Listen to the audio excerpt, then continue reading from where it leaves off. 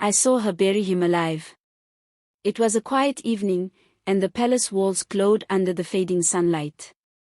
I was just a servant, sweeping the courtyard, when I heard the muffled cries. At first, I thought it was the wind. But then I saw Princess Adama, her hands digging into the red earth like a madwoman. She was no ordinary princess, she had a cruel streak no one dared to speak of. The cries were coming from the pit she was filling. I froze. My broom clattered to the ground.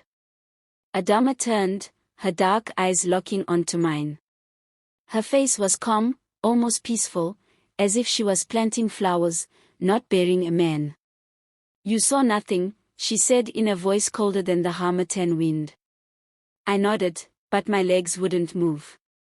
Adama straightened, her white robes stained with dirt. "Come closer," she ordered. I wanted to run, but fear held me in place. The man's voice grew weaker, his cries turning into faint whimpers. He had begged her for forgiveness earlier that day in the courtyard. A farmer accused of stealing yams from the royal garden. I had seen him kiss the ground, promising he hadn't done it.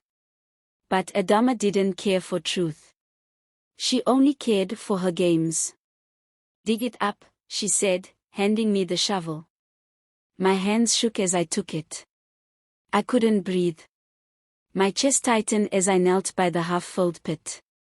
The man's fingers poked through the soil, clawing at the air. I looked at Adama, hoping for mercy, but she only smiled. "You'll finish, or you'll join him," she said. I don't remember how I did it. My body moved on its own, scooping dirt onto the man's face as his muffled screams faded to silence. When it was over, Adama clapped her hands. "Good," she said. "Now, go clean yourself up." I stumbled back to the servants' quarters, shaking. That night, I couldn't sleep. Every time I closed my eyes, I saw his hands, his face, the dirt swallowing him whole. The next morning, Adama was laughing with her maidens, as if nothing had happened. No one spoke of the farmer again.